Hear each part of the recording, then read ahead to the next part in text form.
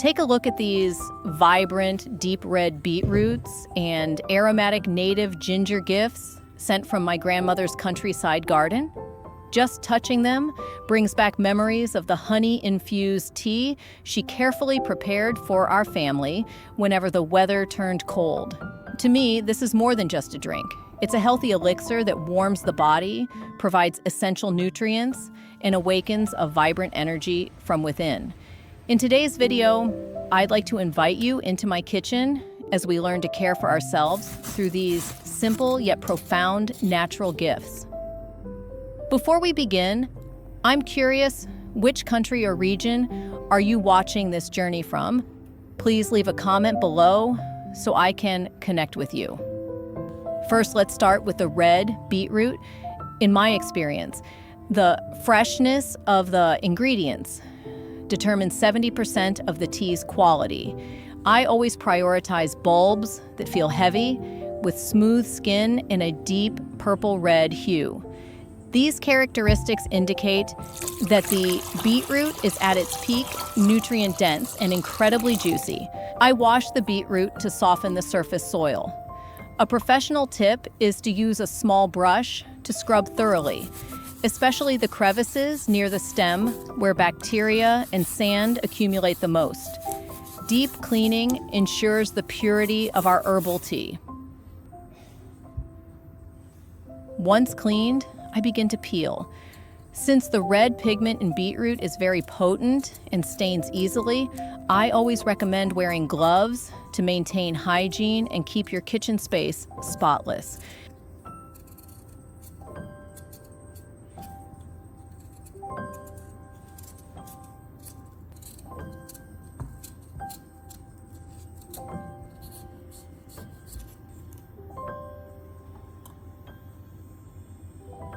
Next, I take paper towels to pat the entire surface of the beetroot completely dry. This drying process is a mandatory step to prevent any raw water from entering the jar. Even a drop of water can spoil the honey.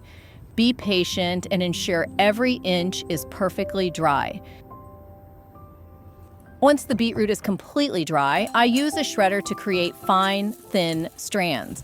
These ruby red fibers look absolutely stunning. While you could slice or dice them, I prefer shredding. This increases the surface area, allowing the beetroot to infuse with the honey faster. According to insights from Dr. Eric Berg, beetroot is more than just food. It's a powerhouse of natural nitrates and potent antioxidants. Beets are packed with natural nitrates and powerful antioxidants, making them a fan favorite for anyone looking to support healthy circulation and boost overall vitality. You see, when you consume these nitrates, your body converts them into nitric oxide. This molecule acts as a vasodilator, meaning it relaxes and opens up your blood vessels to improve blood flow and help maintain healthy blood pressure levels. After the beetroot, the next essential ingredient is ginger. I always prefer small native ginger roots with just the right amount of maturity. Although small, they have a higher essential oil content, offering a much more intense aroma and a deeper warming spice than regular ginger. To ensure the most thorough cleaning, I first soak the ginger in a light saltwater solution for about 5 to 10 minutes. This step softens the soil trapped deep within the small crevices, while the antiseptic properties of the salt ensure the ingredients are clean and safe for processing. Once the ginger is thoroughly cleaned, I use a small spoon to scrape off the thin skin. This is a technique I always prefer, as it preserves the maximum amount of ginger flesh just under the skin, where the most precious essential oils are concentrated.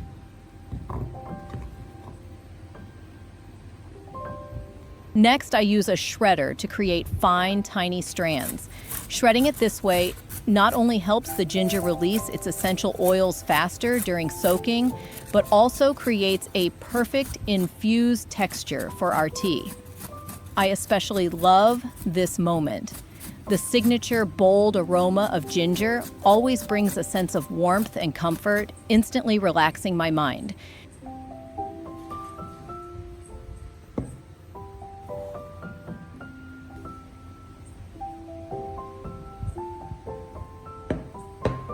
Once the beetroot and ginger are shredded, I prepare a clean glass jar that has been sterilized and dried completely.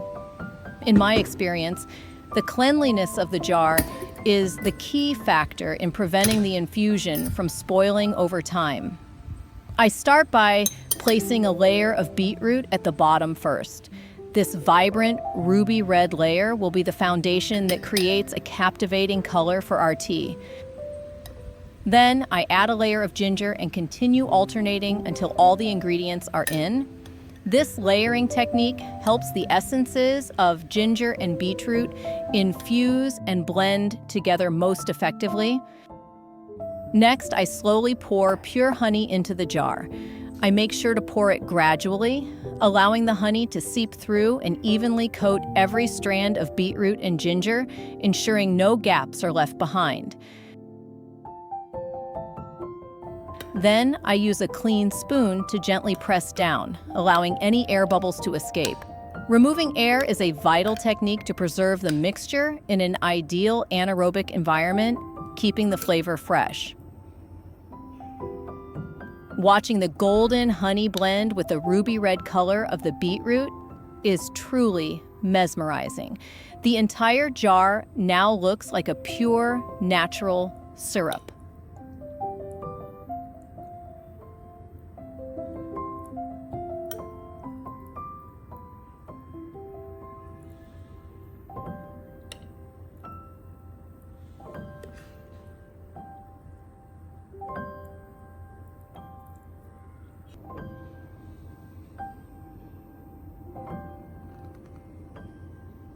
Once sealed, I leave the jar in a cool, dry place for about 3 days.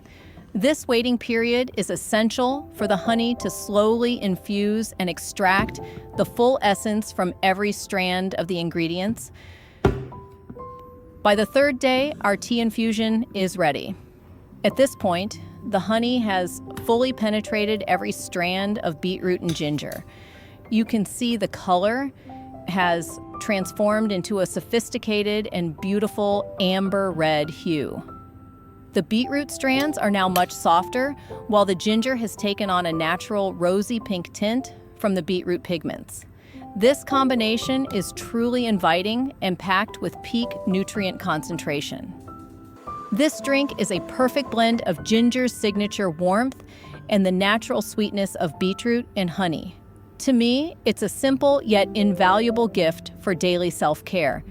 Depending on my schedule, I vary the preparation.